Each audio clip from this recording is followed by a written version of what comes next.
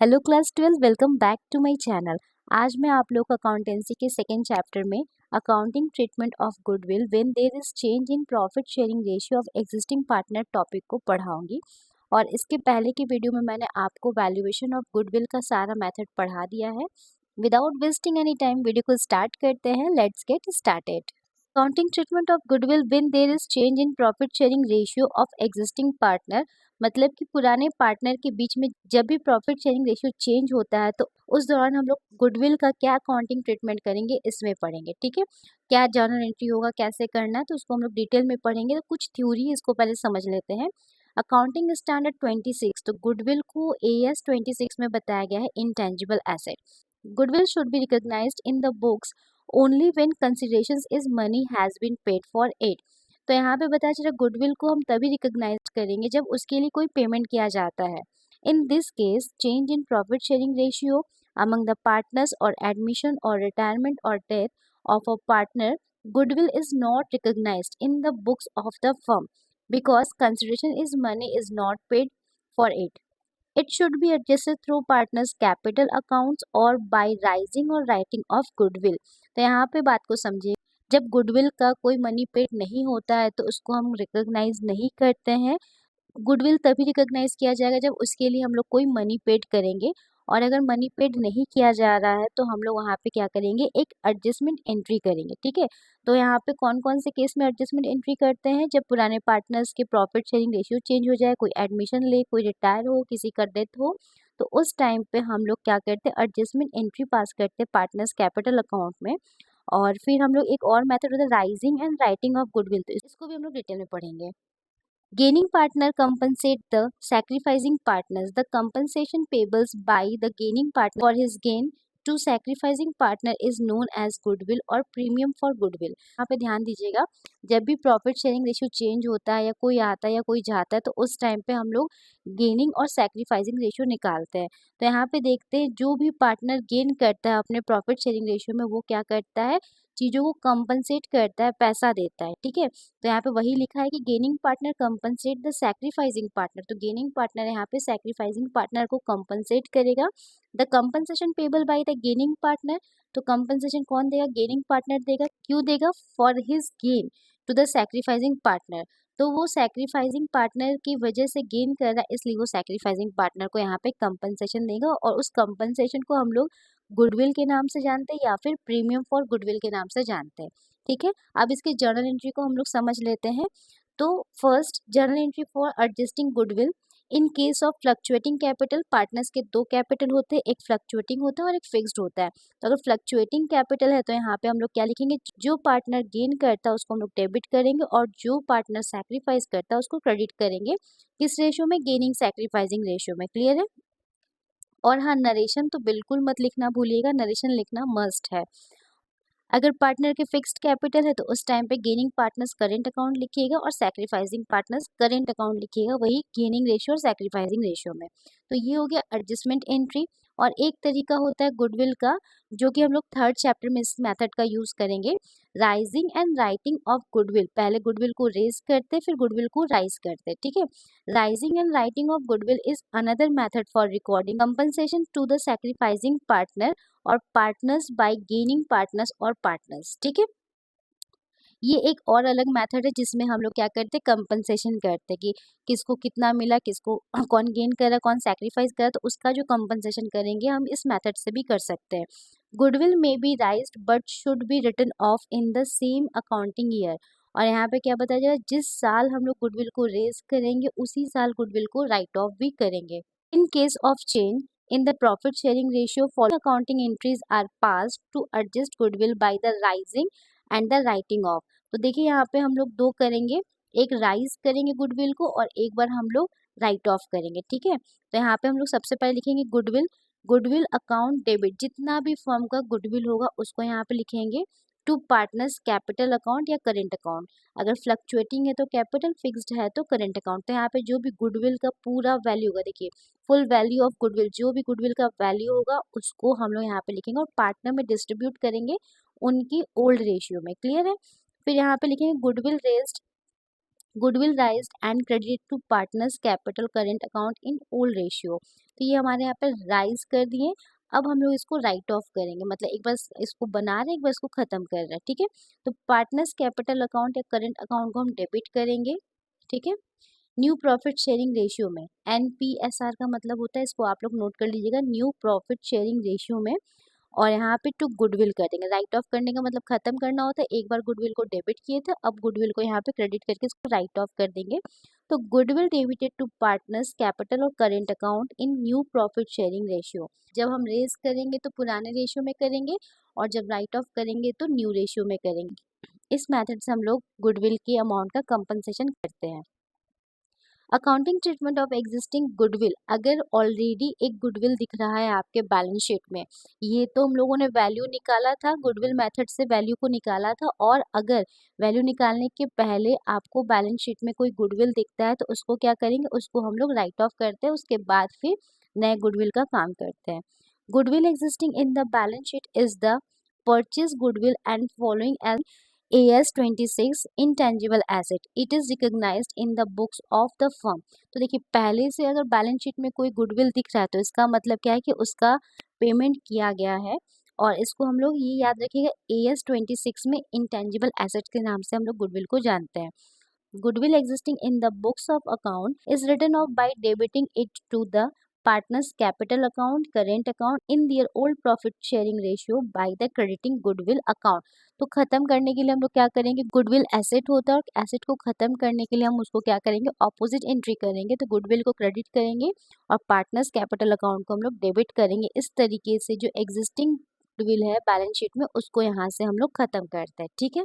देखिए, all the partners capital और current account debit to goodwill, goodwill debited to partners capital current account in old ratio. तो पुराना जितना भी चीज है बैलेंस शीट में दिखेगा उसको खत्म करना होता है, तो ये खत्म कर देंगे किस रेशियो में, ओल्ड रेशियो में, ठीक है।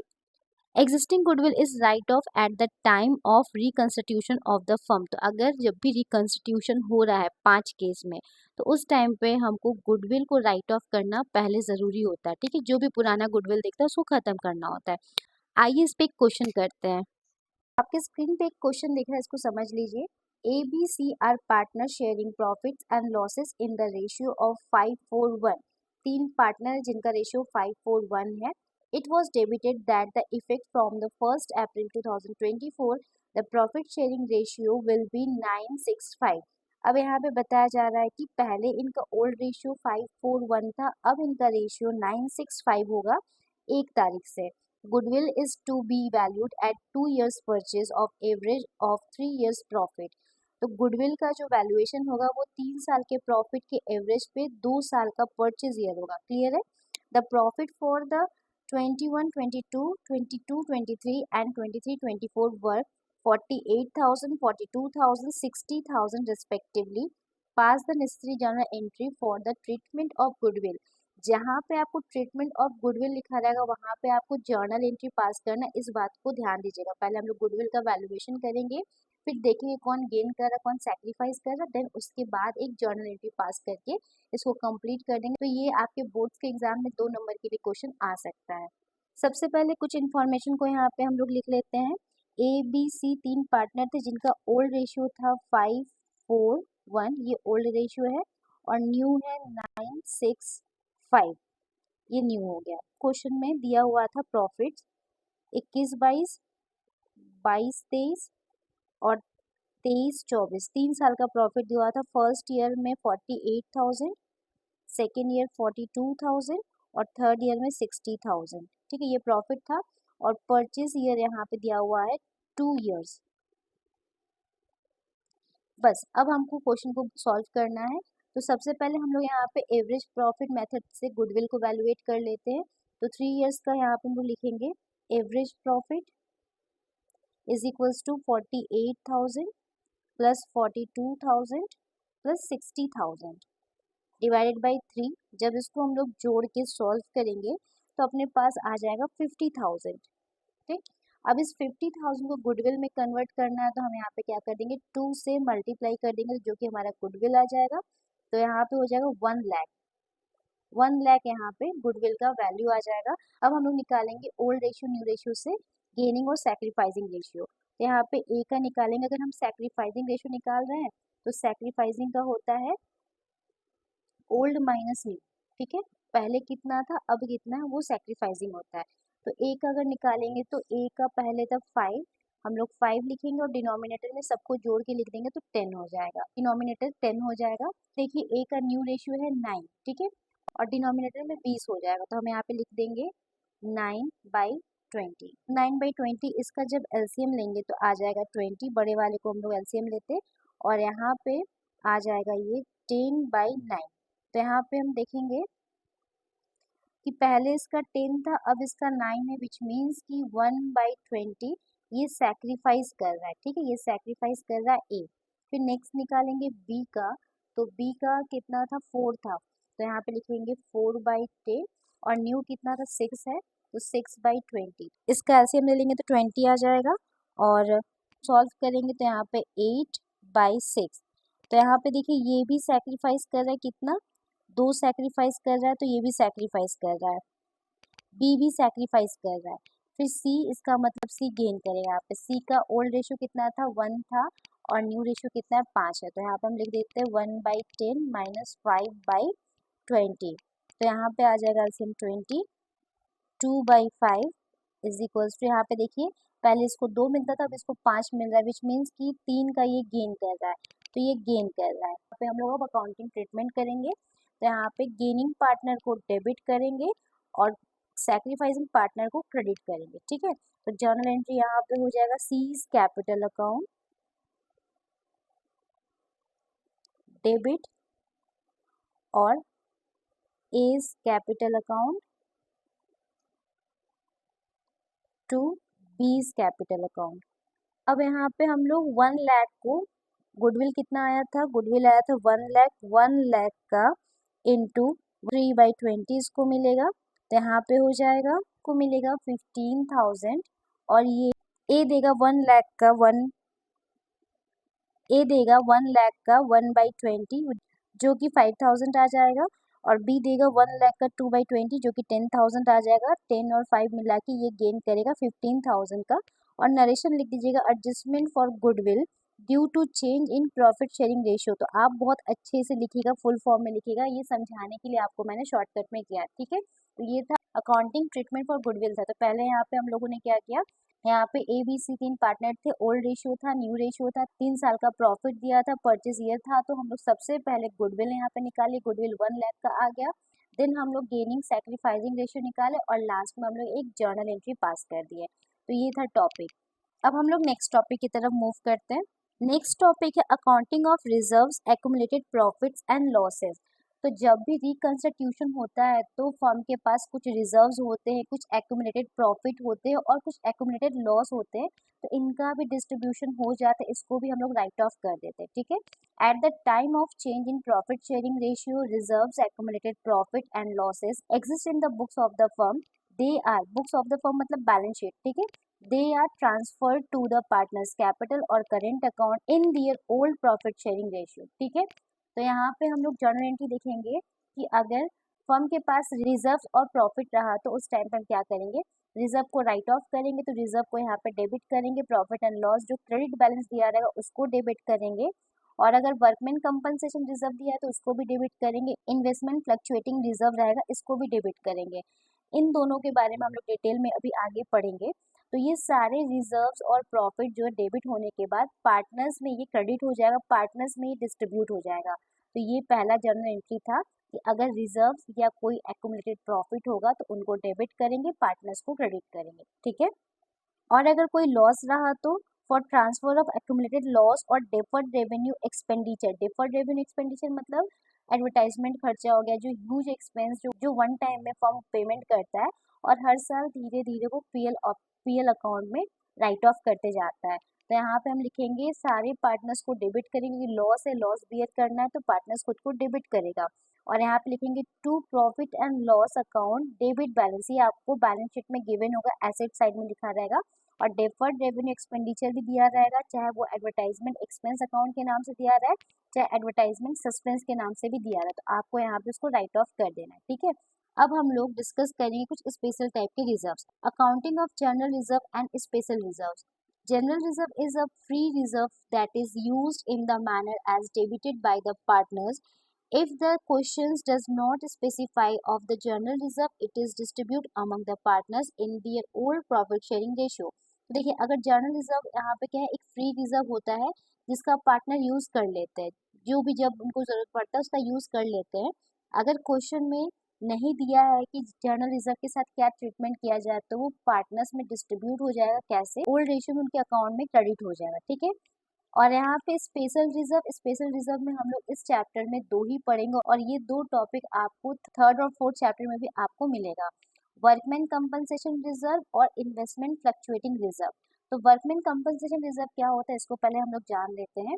हमारे फर्म में वर्कर्स काम करेंगे, अगर काम करते समय कोई भी दुर्घटना हो गया, कोई भी प्रॉब्लम हो गया वर्कर्स के साथ, उस टाइम फर्म उससे कुछ कंपनसेशन करती है। तो उसके लिए पहले से फर्म हर साल वो रिजर्व क्रिएट करती है, और इसका अगर यूज नहीं होता, अगर किसी साल कोई दुर्घटना नहीं हो या कुछ भी इसका क्लेम नहीं आया, तो पार्टनर्स इसको एज अ प्रॉफिट अपने में बांट लेती है ओल्ड रेशियो में। अगर इसका यूटिलाइजेशन हो गया तो उसका फिर कंपनसेशन कर देती है।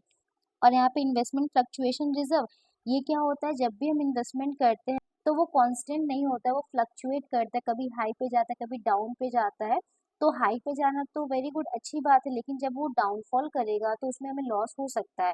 तो उस लॉस को बियर करने के लिए हम लोग एक स्पेशल रिजर्व बना लेते हैं, जिसको हम लोग बोलते हैं इन्वेस्टमेंट फ्लक्चुएशन रिजर्व, ठीक है। इसकी अकाउंटिंग ट्रीटमेंट को हम लोग देखते हैं। इसमें आपको पहले पहले आपको मैं वर्कमैन कंपनसेशन रिजर्व के बारे में बताऊंगी। तो इसमें 4 केस आपको मिलेंगे। When claim against workman compensation reserve does not exist, मतलब आपने रिजर्व बना के रखा हुआ था और आपके पास कोई भी क्लेम नहीं आया, तो ये रिजर्व पार्टनर्स में एज अ प्रॉफिट बढ़ जाएगा उनके ओल्ड रेशियो में। तो यहाँ पे हम लोग क्या लिखेंगे, देखिए, रिजर्व या प्रोविजन कोई भी होता है वो लाइबिलिटी होता है, और लाइबिलिटी को राइट ऑफ करते हैं तो हम उसको डेबिट कर देंगे, ठीक है। राइट ऑफ करने का मतलब खत्म करना, और खत्म करेंगे तो हम उसका रिवर्स एंट्री पास करेंगे, तो वो ऑटोमेटिक खत्म हो जाएगा। तो workman compensation reserve account debit to partners capital और करेंट अकाउंट। पार्टनर्स को क्रेडिट इसलिए कि क्योंकि इसका पैसा इनको मिल रहा है, और पार्टनर को कुछ भी मिलता है तो वो अपने को क्रेडिट करते हैं, ठीक है। ट्रांसफर ऑफ WCR, इसको शॉर्ट फॉर्म में WCR मैंने बोला, transfer of WCR to partners capital account in their old profit sharing ratio. तो पहला केस ये हो गया जब कोई क्लेम नहीं आता है, ठीक है। Second, when claim for workman compensation exist, ठीक है, जब क्लेम आता है। तो अब यहाँ पे क्लेम आएगा तो हम लोग देखेंगे WCC, यहाँ पे शॉर्ट फॉर्म में लिखे हैं वर्कमैन कंपनसेशन क्लेम, इसको WCC को हम लोग वर्कमैन कंपनसेशन क्लेम कहेंगे, is equal to the amount of WCR, मतलब जितने का आपने रिजर्व बनाया था उतने का ही क्लेम आ गया है। तो उस टाइम का एंट्री जो होगा वो इस तरीके से लिखेंगे, workman compensation reserve account debit to workman compensation claim account. यहाँ पे आप लिख सकते हैं to provision for workman compensation claim भी लिख सकते हैं, और आप नॉर्मली ऐसे भी लिख सकते हैं, दोनों ही सही है। और नरेशन लिखना बिल्कुल भी मत भूलिएगा, workman compensation adjusted with claim amount. Second हो जाएगा यहाँ पे WCC is less than the amount of WCR, मतलब कि workman compensation claim is less than the amount of workman compensation reserve. तो यहाँ पे क्या होगा, कम आया है, हमने रिजर्व ज्यादा का बनाया है और क्लेम कम का आया है, तो रिमेनिंग अमाउंट जो है पार्टनर्स में क्रेडिट हो जाएगा। तो एंट्री हो जाएगा WCR अकाउंट डेबिट, पूरे अमाउंट से जितने का रिजर्व है वो लिखेंगे, और WCC यहाँ पे हो जाएगा जितने का क्लेम आया है, दोनों के बैलेंसिंग फिगर को जो रिमेनिंग बचेगा वो पार्टनर्स में उनकी ओल्ड रेशियो में डिस्ट्रीब्यूट हो जाएगा। फिर थर्ड केस में जब वर्कमैन कंपनसेशन क्लेम ज़्यादा होता है वर्कमैन कंपनसेशन रिजर्व से, तो जितने का आपने रिजर्व बनाया उसको पूरा लिख दीजिएगा, जितना एक्स्ट्रा आपको और पे करना उसको आपको रीवैल्यूएशन अकाउंट में डेबिट करना है, ठीक है। ये रीवैल्यूएशन अकाउंट क्या होता है ये नेक्स्ट वीडियो में मैं आपको समझाऊंगी। और जितने का क्लेम आया टू WCC आप यहाँ पे क्लेम का अमाउंट लिख देंगे। तो deficiency WCC is debited to revaluation account, ये नरेशन हो जाएगा। और ये रीवैल्यूएशन जो लॉस है ये पार्टनर्स में डिस्ट्रीब्यूट हो जाएगा, तो हम इस तरीके से लिखेंगे, पार्टनर्स कैपिटल अकाउंट और current account debit to revaluation account. तो यहाँ पे आपके पास टोटल 4 केस हो गए हैं। पहला जब क्लेम नहीं आया था उस टाइम का एंट्री, और जब क्लेम आया तो उसमें 3 एंट्री, एक तो बराबर का क्लेम आया, इक्वल टू आया है, एक लेस देन क्लेम आया है, और एक मोर देन क्लेम आया, उस टाइम का ये जर्नल एंट्री है। तो इस टॉपिक से रिलेटेड कुछ क्वेश्चन सॉल्व करते हैं। तो आपकी स्क्रीन पे ये क्वेश्चन दिख रहा है, XYZ are partners sharing profit in the ratio of 4:3:2 from the from April 1, 2024 they decided to share the profits equally. अब देखिए पहले इनका रेशियो था 4:3:2, अब न्यू रेशियो इनका हो जाएगा 1:1:1, ठीक है। On that day their books showed the following items. यहाँ पे देखिए profit and loss account credit balance है 1,20,000 का, जनरल रिजर्व है 45,000 का, वर्कमैन कंपनसेशन रिजर्व है 60,000 का और एडवर्टाइजमेंट सस्पेंस अकाउंट है 90,000 का। Record the necessary journal entry. तो इसको सॉल्व करते हैं। यहाँ पे सबसे पहले कुछ इन्फॉर्मेशन लिख लेते हैं। एक्स वाई जेड 3 पार्टनर थे जिनका ओल्ड प्रॉफिट शेयरिंग रेशियो था 4:3:2, ये ओल्ड रेशियो है, ठीक है।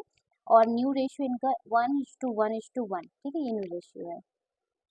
तो यहाँ पे कुछ इन्फॉर्मेशन गिवन था कि पीएल का जो प्रॉफिट था, पीएल अकाउंट का प्रॉफिट था वो 1,20,000 का था और यहाँ पे जर्नल रिजर्व जो था वो 45,000 का था और WCR ये भी रिजर्व है जो कि 60,000 का था और एक एडवर्टाइजमेंट एक्सपेंस था वो 90,000 का था। अब इससे हमें राइट ऑफ करना है, तो ये सब कुछ पार्टनर्स में बटेगा, वो ओल्ड रेशियो में बटेगा, ठीक है। ओल्ड रेशियो में इसको हम लोग बांटेंगे। तो सबसे पहले हम लोग प्रॉफिट इन तीनों को एक कंपाउंड एंट्री में बना सकते हैं क्योंकि तीनों ही पार्टनर्स में क्रेडिट होगा। तो यहाँ पे लिखेंगे PL account debit, journal reserve account debit. आप लोग इसको पूरा फुल फॉर्म में लिखिएगा, शॉर्ट फॉर्म में बिल्कुल भी मत लिखिएगा, अदरवाइज आपके नंबर्स कट सकते हैं, ठीक है। आपको समझाने के लिए यहाँ पे मैं शॉर्ट फॉर्म में लिख रही हूँ। तो यहाँ पे 3 पार्टनर, तीनों का कैपिटल अकाउंट फ्लक्चुएटिंग चल रहा था। यहाँ पे लिखेंगे x capital account, 2 wise capital account, 2 Jades capital account, ठीक है। यहाँ पे इसके अमाउंट को मेंशन कर लेते हैं 1,20,000, 45,000 एंड 60,000। इन सबको जोड़ के 3:4:2 में हमको डिस्ट्रीब्यूट करना है। तो यहाँ पे मिल जाएगा, एक्स को मिलेगा 1 लाख,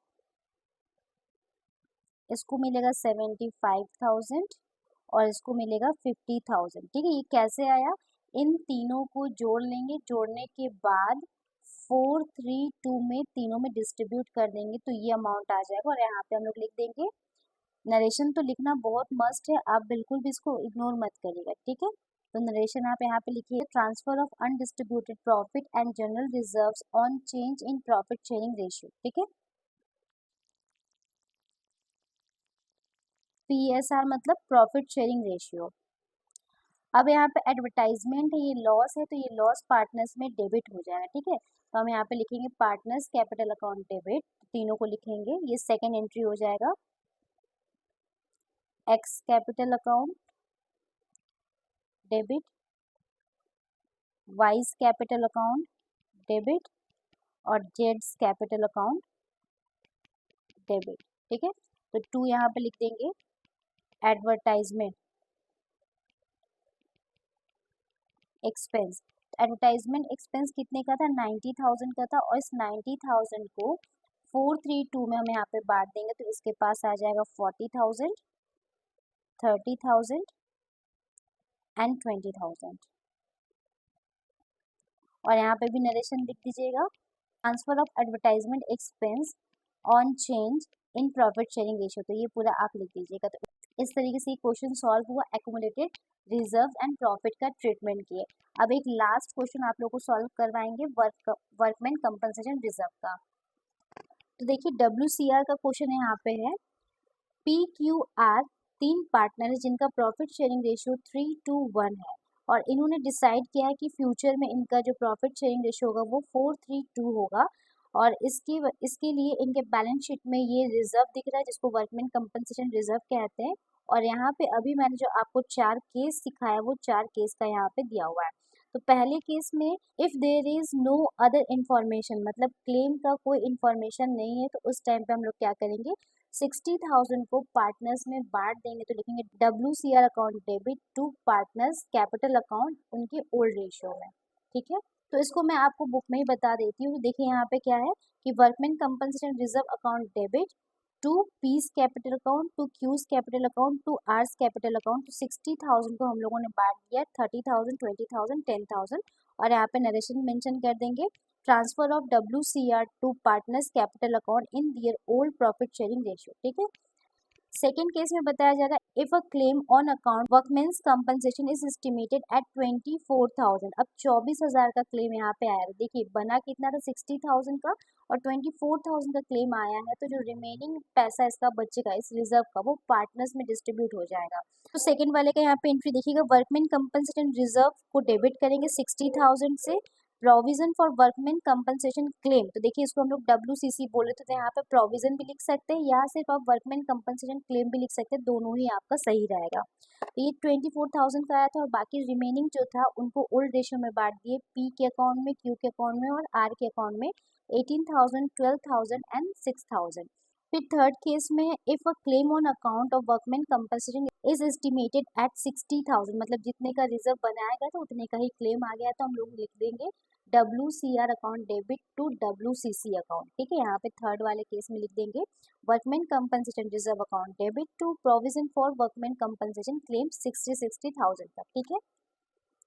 फिर लास्ट यहाँ पे फोर्थ में है if a claim on account of workman compensation is estimated eight 75,000, means कि आपने 60 का बनाया था और यहाँ पे क्लेम आया है 75,000 का, 15,000 का एक्स्ट्रा जिसको हम लोग रीवैल्यूएशन अकाउंट से पेड करेंगे। तो देखिए यहाँ पे WCR अकाउंट डेबिट 60,000 जितना अपने पास था उसको पूरा लिख दिए। फिर यहाँ पे 15,000 का जो लॉस है उसको रीवैल्यूएशन अकाउंट में हम लोग 15,000 डेबिट कर देंगे और यहाँ पे क्लेम लिख देंगे to provision for workman compensation claim 75,000।